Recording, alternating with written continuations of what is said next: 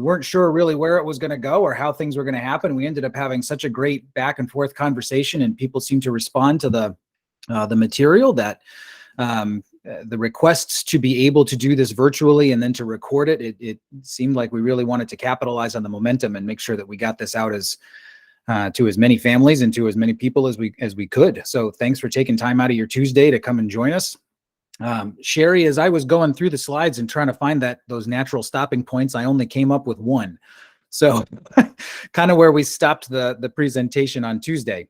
So as questions are coming in, as you feel like you have things you want to talk about, things you want to say, this is still a small enough group that I'd like to be able to have that back and forth if it works. So pop your questions into the chat box, and Sherry, if you see things coming up that make sense to stop me, hit the pause button and we can go back and forth nice and easy. So welcome to our conversation and rollout about dialectical behavior therapy, both in school, in the classrooms, at home. In my time of doing DBT, which has been now for almost a decade, not quite yet, one of the most amazing things about it is the ability to take it from a place like my office, roll it out into a classroom, be able to use the same language back and forth at home with teachers, with students, so that we're all using the same language, all having the same strategies. One of the early concerns that I had as a professional is I would sit in conversations with parents and they would tell me, it's great that you're doing wonderful things inside your office and my child seems like they're responding, but I want to be able to take those home. I want to be able to have them go back into the classroom. I want to see that generalization places. And I was at somewhat of at a loss to be able to take everything that I was doing and bring it back into the classroom and bring it home until I ran into DBT. And DBT provides not only the language, the universal applicability, the opportunities for generalization, and it's just a nice, structured, skill-driven approach to helping people live the life that they want to live a life worth living. Calvin is going to join us along the way. The more I've gone back through my old Calvin and Hobbes comic books, there is not a single character in literary history, and I'm using literary history very loosely to include Calvin and Hobbes, that could have benefited from DBT. So he's going to join us along and provide some context for us on some of these things. So my name is Jeff Lovelace. For those of you who don't know me, for those of you who do know me, I'm Jeff Lovelace.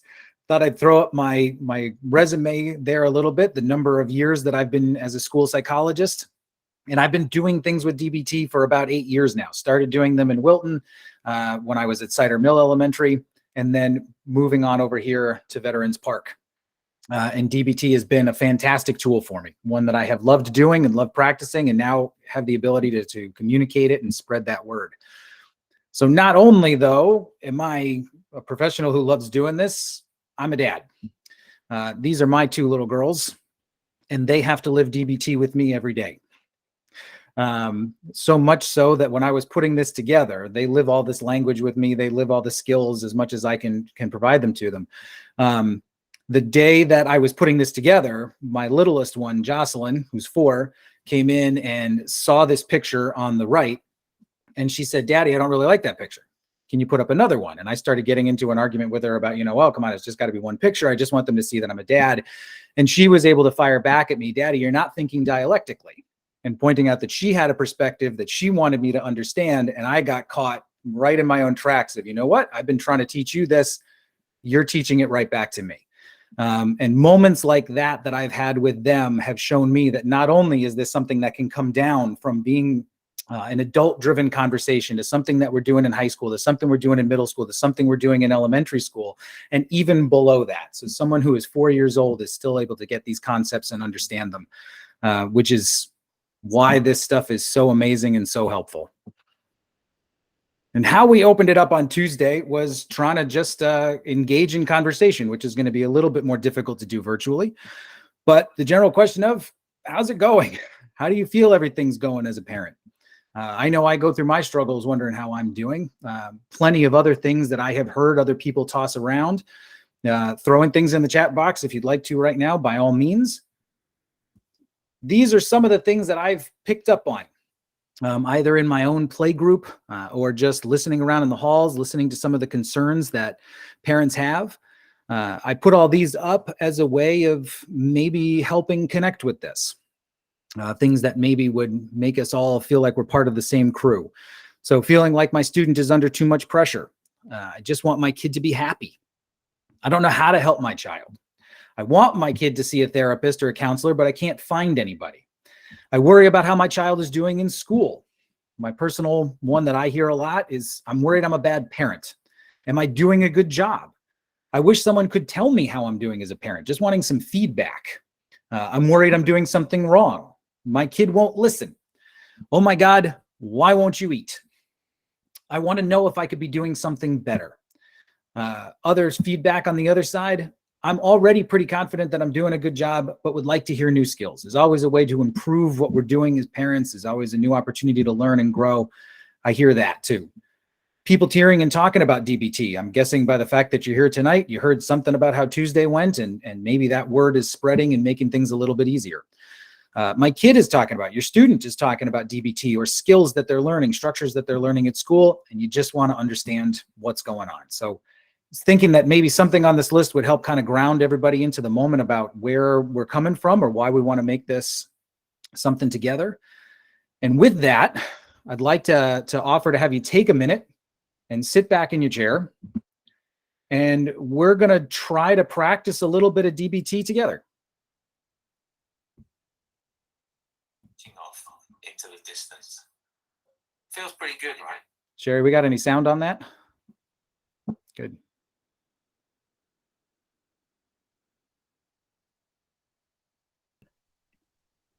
We did. You did. All right. Don't hear anything now. All right. Then we're going to rewind that.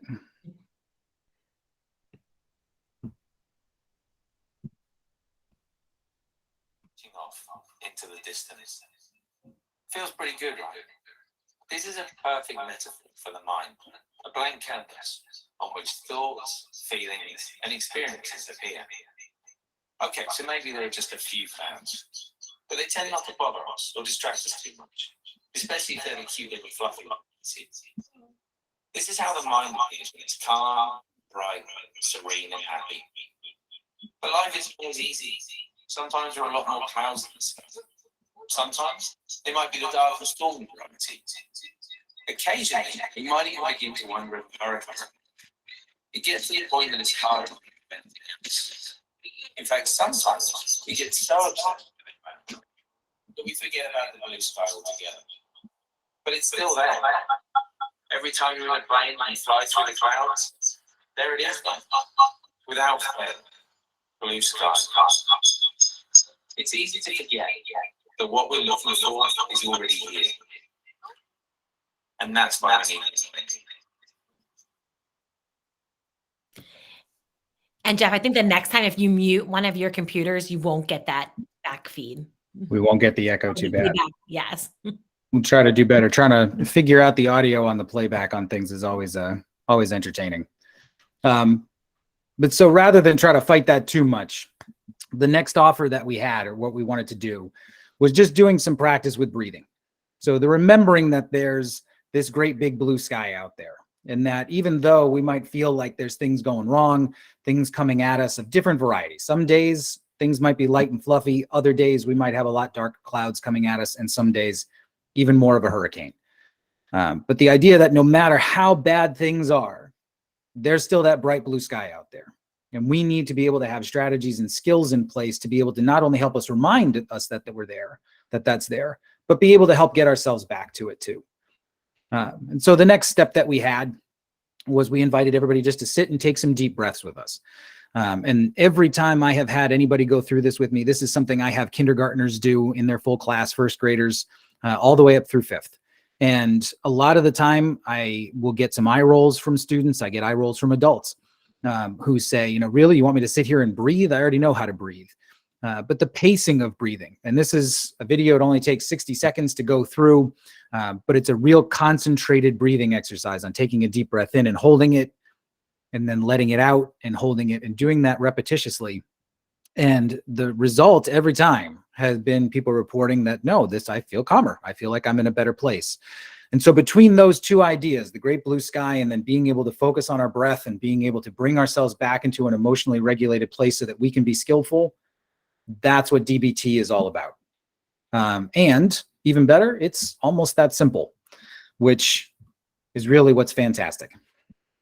So what tonight is really all about, what we want to try to get to, is DBT is a proven technique that we know to help kids, families, parents, teachers, everyone, even, especially yourselves, handle the stress of everyday life. I've been working with DBT and students for about 8 years now and continue to expand how the skills are delivered each year. Each time I find a new way to try to help reach out and expand how people are working with DBT, you get greater and greater success with it.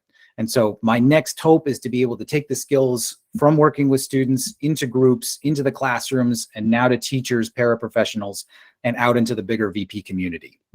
My goal with tonight is specifically to present an introduction to the skills so that you can have access to them and even have you walk out of here with a few things. We had handouts and different materials available on Tuesday. I'd like to be able to make those available again. I may even be able to post them into the chat when we're done. And if you're interested in more materials or more stuff or more conversation, by all means, reach out. I would love to have more conversation. This is, more than anything, an invitation to start bringing DBT skills into your lives to help your students, to help yourselves manage any struggles you're having, and increase your emotional intelligence. Learning the skills is a huge advantage. So getting the basics in is fantastic, but living these skills is where we're trying to drive to helping everybody feel like they're living a life worth living. So what is DBT? It's a skills-based curriculum that helps students with social emotional problem solving. This was initially developed by Marsha Lenehan as an intervention in a clinical setting. But the more people have worked with it, the more people have invested in it and investigated with it, they found that it works and helps people in all walks of life across races, religions, creeds, ideas. This is something that can help everybody. It has been increasingly used in schools to teach coping skills to improve emotional and behavioral regulation, subsequently helping all educational functioning scores in schools and in classes, and helping to develop critical life skills. And the biggest piece of this, or the most wonderful part of DBT, is this can be used in conjunction with any other social emotional learning program that's out there. We've had people mention that they've heard of Responsive Classroom and Ruler, different programs that are out there. DBT is not trying to fight with anybody about it. Those programs are wonderful and they have their place. DBT dovetails with it and saying, hey, you have those sets of skills in your classroom, in your home already, great, keep using them.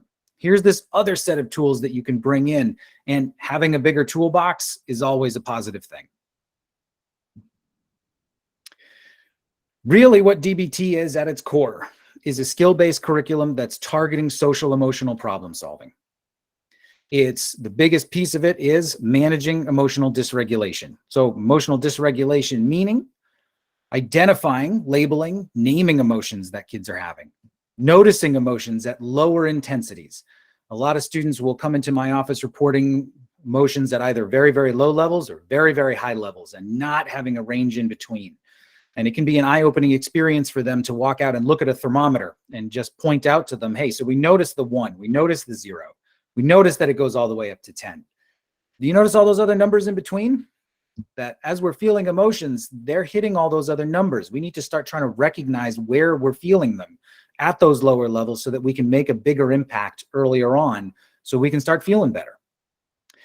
We want to start teaching kids into not acting on emotional urges. So recognizing urges, giving some space to those urges. Urges are okay. Urges are thoughts.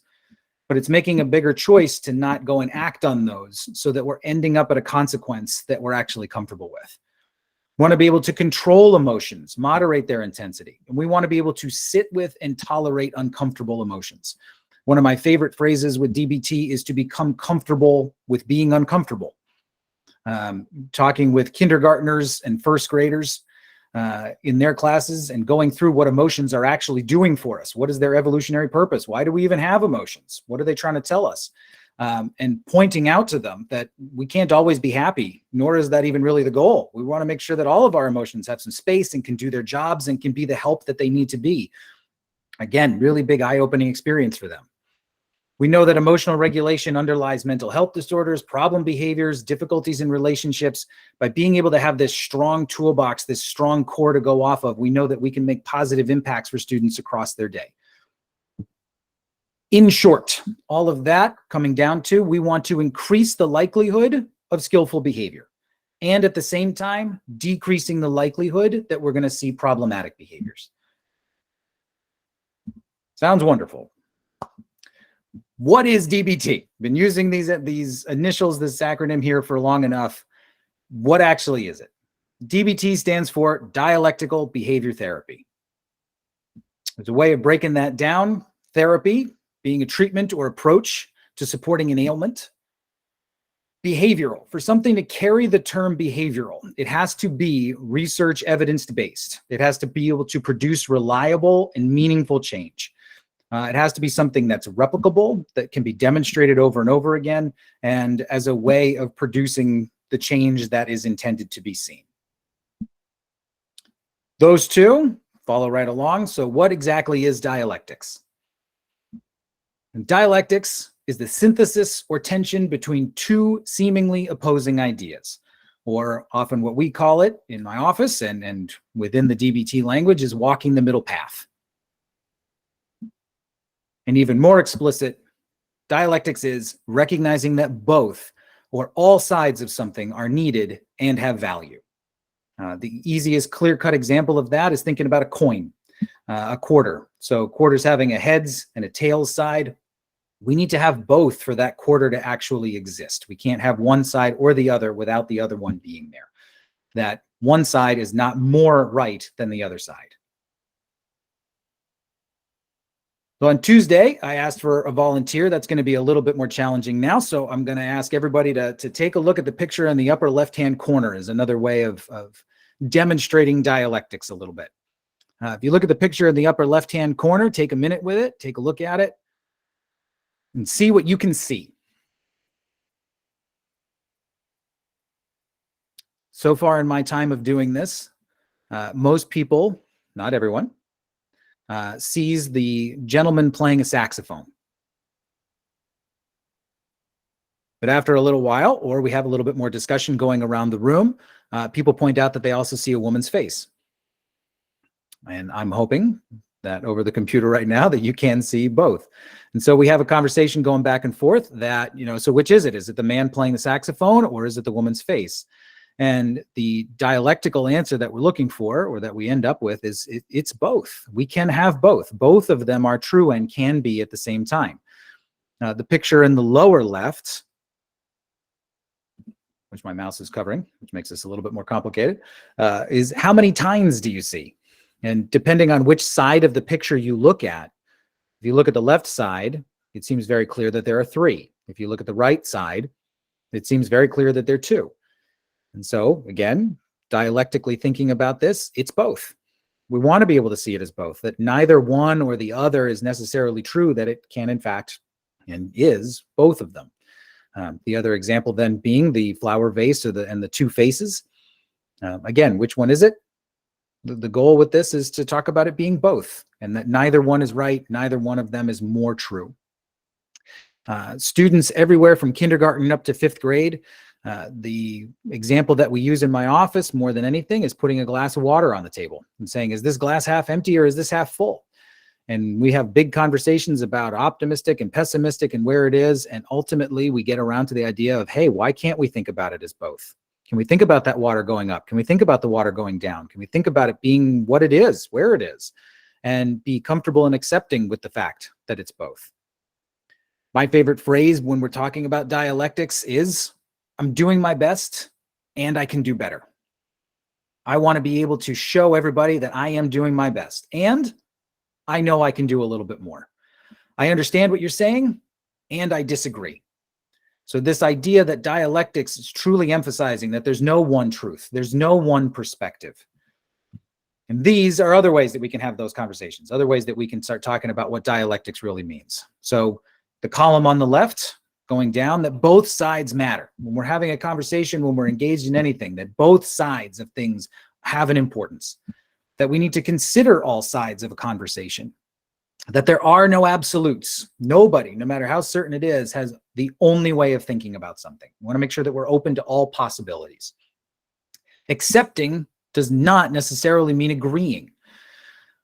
The bottom two, I place extra emphasis on, about not assuming that I or anybody else I'm talking to knows exactly what somebody else is thinking or feeling. I don't want to go in making that assumption that I'm already accurate with what's going on in their head. And the converse of that, it's really important dialectically that I am not expecting anybody to know exactly what I'm thinking or what I'm feeling unless I'm able to communicate it. These little practice points or ways of going through things help with that facilitation of what does it mean to really think and live dialectically. The big dialectic, I guess that's somewhat redundant. the biggest piece in DBT is this balance between acceptance and change.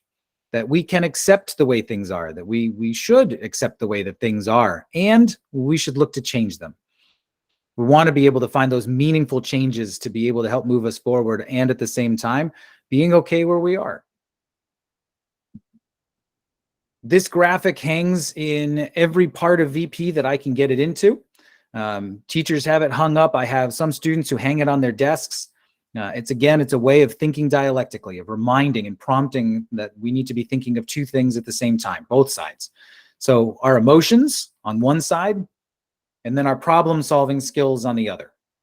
We need to be able to have both. We need to be able to recognize what our emotions are telling us. They're important. They're there for a purpose. We don't want to turn them off. We don't want to disregard them. And we also don't want to let them get out of control.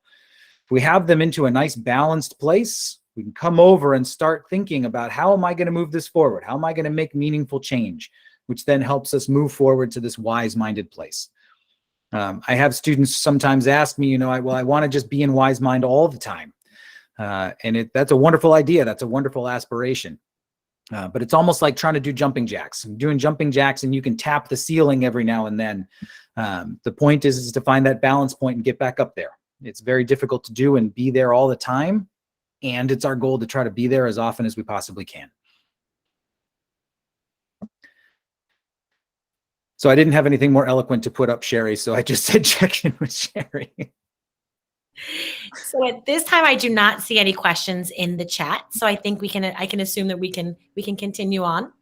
And keep rolling. That was kind of the same impact that we had on Tuesday. We hit this midpoint and a few hands went up. And so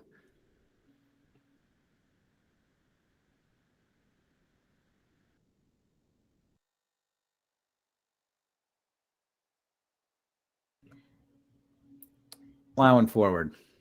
Okay, you froze there for a second. I think we're okay. So we're back. We're back. We're back. We're back. Okay, good. So taking a step away from DBT for a minute and going back to just having us understand what behavior is. I'm a school psychologist. I'm also a board certified behavior analyst, which means I spend time working with and understanding behavior. We know from research that behavior follows this same pattern for everybody. We know that behavior doesn't just come out of nothing. We know that behavior happens. And so it happens in this same cycle of there being a cue, something that lets us know that a behavior could happen. There's a craving that comes next. We want to engage in the behavior. There's a response that we produce. And then there's a reward, a punishment, a consequence, something that comes out of that. We human beings tend to like to think of ourselves as being unique and individual and separate from everybody else, but we follow these same patterns. We know that everybody, being that this is what we do, we go through these same things. And so behavior can then be somewhat predictable. We know that any and all behavior falls into one of these 5 categories on the side. That when we engage in behavior, we're either attention seeking, we're looking to escape from the current demands, we're looking to have an access to a tangible item, something to eat, something to drink, something we want. We need to remove pain when we're sick and not feeling particularly well. We know that we have a tendency to be more sensitive, to be more emotional. Or last one, we're sensory seeking. My other computer left the meeting. That's interesting. Let's log back in and get this going. Are you able to get it back up? Yeah. Okay. We're coming right back. That was interesting. This is a good point. We can, if there are any questions in the chat, we can ask those questions while Jeff is getting set back up. Almost there.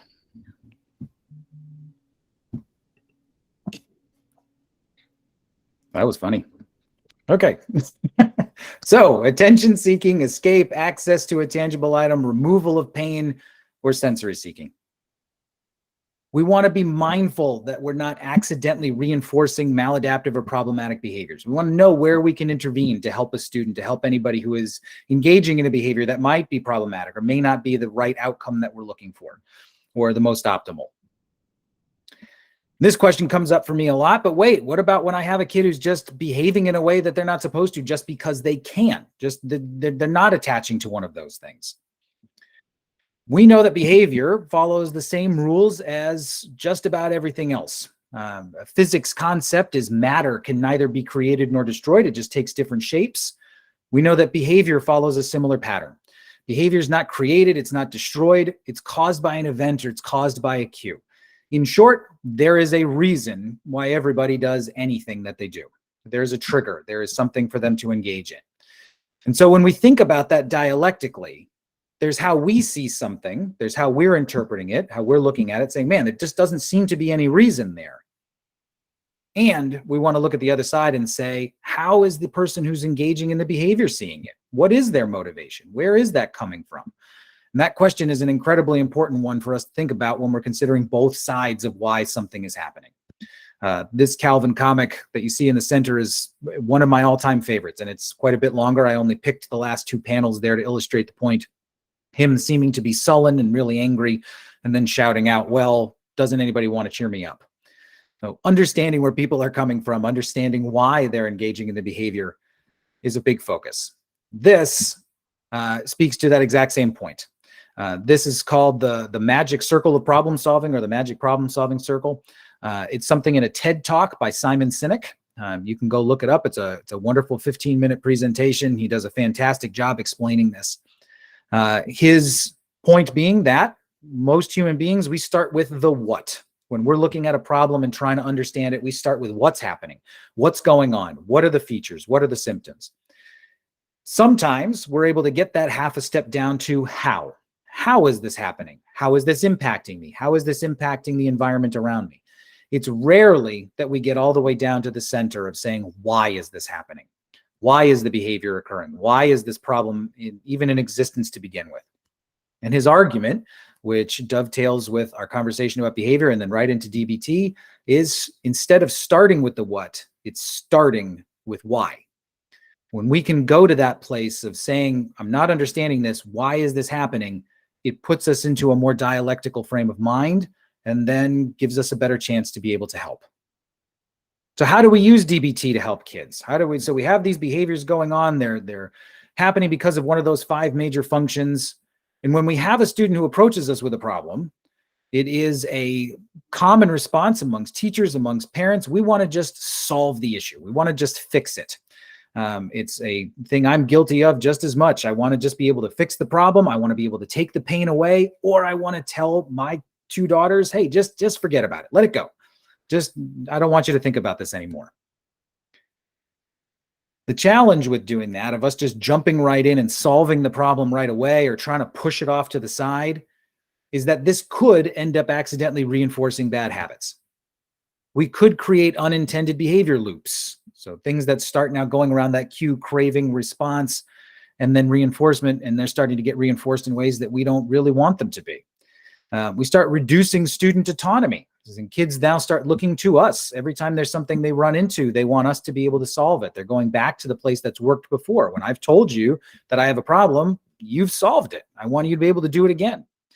It starts placing demands on staff in a school, starts placing demands on yourself at home to be able to put out the fires, to be able to solve things right there. It also takes more of a reactionary approach rather than proactive. We're not getting out in front of things. We're just responding to them after they've already gone wrong. And most importantly, we want to be able to teach kids to help themselves. And when we're jumping in and just trying to solve problems right off the bat, that's taking that away as an opportunity. If we're going to try to build good habits in students, the way that we can do that using DBT is to consider these 5 ways of even thinking about something when somebody comes to you and says, hey, I've got a problem, I'd like you to help. The first being, we can validate it. The second being, we can provide empathy. The third, we can identify where the problem is.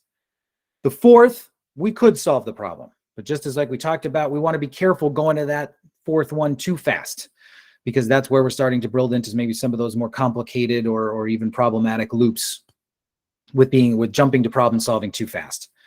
And the biggest aspect of DBT is going to that 5th point of skill building. So validating, empathy, problem identification, problem solving, maybe really where we want to live with kids is by building their skills and helping them to be able to take care of what's going on with greater control. So the first piece, validation. We're trying to understand that a little bit deeper. Validation communicates to another person that his or her feelings, thought, or actions make sense. It's not necessarily that we're agreeing with the other person.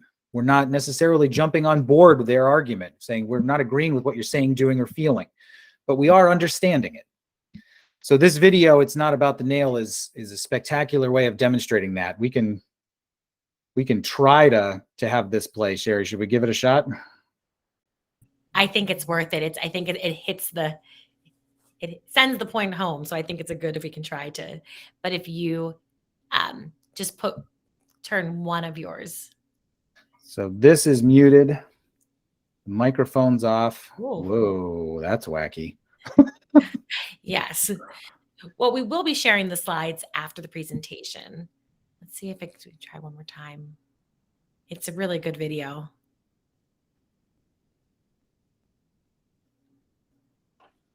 Not playing with the sound?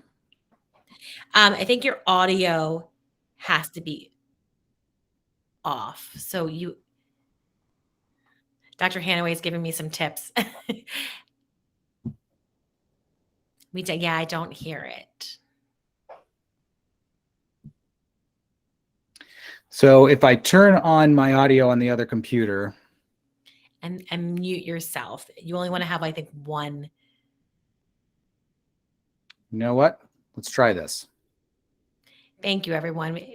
It's worth us taking a second here to see if we can get this, to make this watchable, because. Oops. Yeah, I went back into doing that wacky thing. Okay.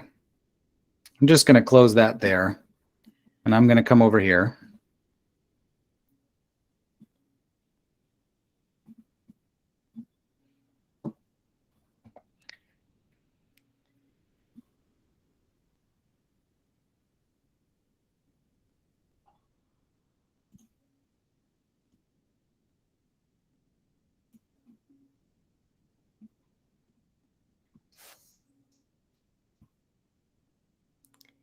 How's that, Jerry? No, I'm not hearing it. Yeah, I think I don't think it's going to work. I can't hear it. That's okay. So it is something we definitely will share with you, because the video really does provide an entertaining view on what Jeff was just discussing.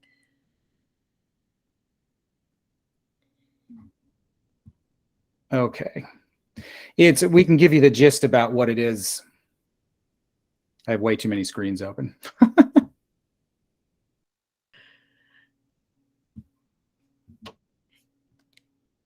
The gist of the video is we have a seeming husband and wife who are trying to sort through something together, and she has a nail in her head, and he's trying to very carefully explain to her that if she would just take the nail out of her head, the problem would go away. And she pushes him to just accept the fact that she's doing the best that she can, that nail is there, and she doesn't want to talk about the nail. She wants to talk about being heard. She wants to talk about making sure that she is being respected as for what her side is. And by the time she gets around to that, we get to the end of the video and we understand validation. Let me turn off the camera over here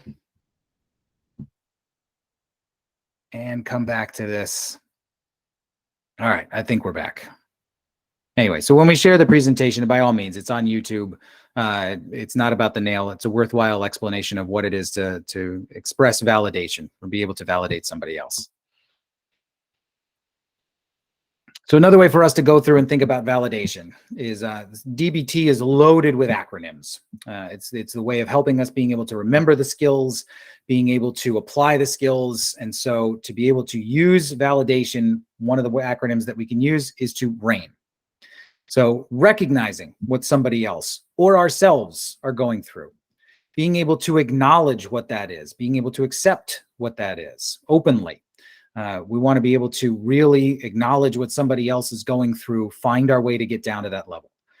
We want to be able to investigate what's going on. We don't want to interrogate. We just want to understand. We want to make sure that we're really on that plane where the person is so that we can really, truly validate what their experience is. And then we want to be able to nurture. We want to be able to help them feel like we're there with them in the moment, and we want the best for them to be able to come out the other side. And even more importantly, we're doing this with ourselves. Things we can validate: the importance of the problem to the person, the difficulty of the task that they're going through, the emotional pain that they're experiencing, their sense of feeling out of control, and their wisdom of wanting to have an ultimate goal. And then maybe even starting to try to probe, nurture towards finding that more structured way, that skillful way of trying to obtain that goal. One of my favorite validation tricks, this is a real simple one, something that the teachers at VP have picked up on real quick. The paraprofessionals delight in catching me when I do it, when I mess up and I don't get this right. Again, something that my two daughters do with increasing proficiency. It's somewhat alarming.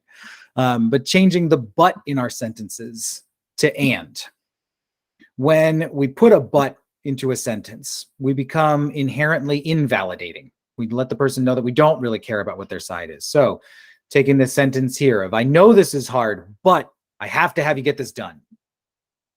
If we change that from but to and, we become more understanding of what the person is going through. We become more validating of where their standpoint is. I know this is hard, and I have to have you get this done. I can appreciate that this is complicated and that this is difficult for you, and I want us to be able to move through this, have some acceptance, and we're going to work towards meaningful change. That's validation. Step one, validation. Step two, empathy.